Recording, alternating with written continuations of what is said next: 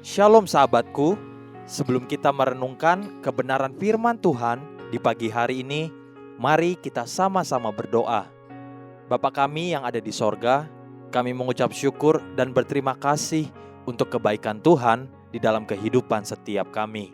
Pagi hari ini, sebelum kami mengawali setiap aktivitas kami rindu untuk mendengar dan belajar tentang kebenaran firman-Mu.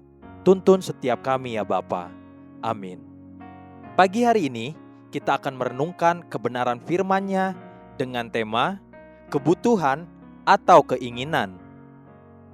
Mari kita buka Alkitab di dalam kitab 1 Raja-Raja pasal 4 ayat 21 sampai ayat yang ke-27. Demikian firman Tuhan. Maka Salomo berkuasa atas segala kerajaan mulai dari sungai Efrat sampai negeri orang Filistin dan sampai ke tapal batas Mesir. Mereka menyampaikan upeti dan tetap takluk kepada Salomo seumur hidupnya.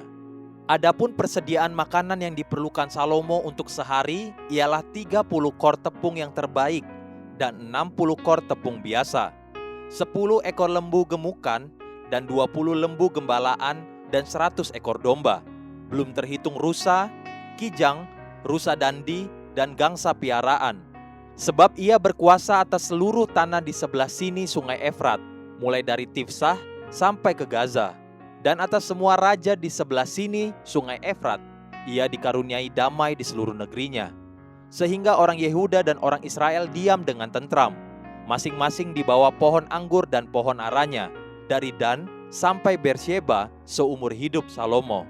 Lagi pula Salomo mempunyai kuda 40.000 kandang untuk kereta-keretanya dan 12.000 orang berkuda. Dan para kepala daerah itu menjamin makanan Raja Salomo serta semua orang yang ikut makan dari meja Raja Salomo.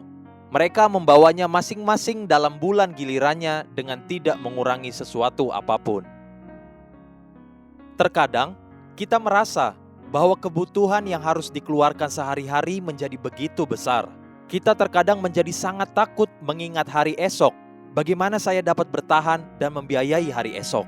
Kebutuhan untuk anak-anak sekolah, kebutuhan sehari-hari, kebutuhan ini dan itu, semua hal tersebut dapat membuat manusia khawatir, bahkan banyak yang menjadi depresi, sebab tidak mengerti bagaimana jalan keluarnya.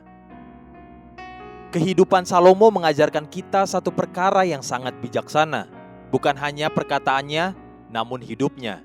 Jika kita belajar dan memperhatikannya, maka kita akan menimba sesuatu yang sangat berharga.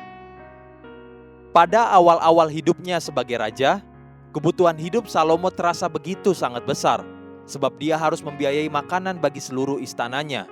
Bayangkan, sehari saja kitab 1 Raja-Raja pasal 4 ayat 22 sampai ayat yang ke-24 menegaskan, adapun persediaan makanan yang diperlukan Salomo untuk sehari ialah 30 kor tepung yang terbaik dan 60 kor tepung biasa, 10 ekor lembu gemukan dan 20 lembu gembalaan dan 100 ekor domba.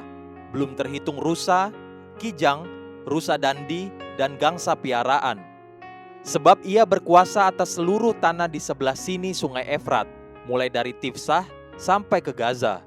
Dan atas semua raja di sebelah sini sungai Efrat, ia dikaruniai damai di seluruh negerinya. Lalu bagaimana dia dapat membiayai semua kebutuhan tersebut?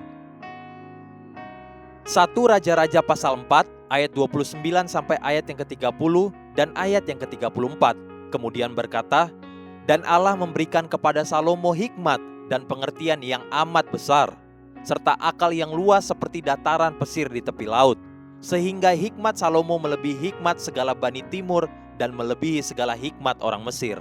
Maka datanglah orang dari segala bangsa mendengarkan hikmat Salomo, dan ia menerima upeti dari semua raja-raja di bumi yang telah mendengar tentang hikmatnya itu. Tuhan memberi dia hikmat, sehingga dengan hikmat tersebut berkat-berkat mengalir dari mana-mana. Namun kita juga tahu, kebutuhan tidaklah sama dengan keinginan. Pada saat Salomo hidup mengandalkan Tuhan dan hikmat yang Tuhan berikan, maka kebutuhan hidupnya dijamin oleh Tuhan.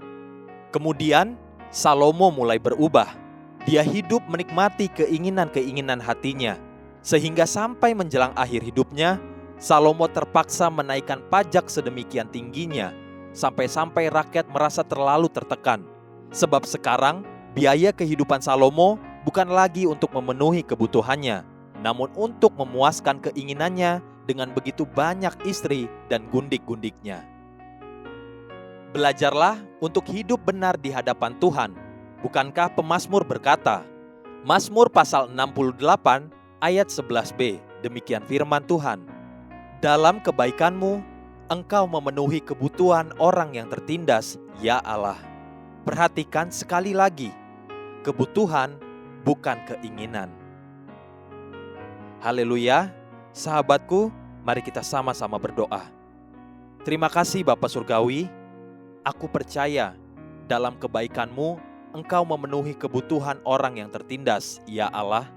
Maka aku akan diam dengan mengandalkan Engkau. Amin.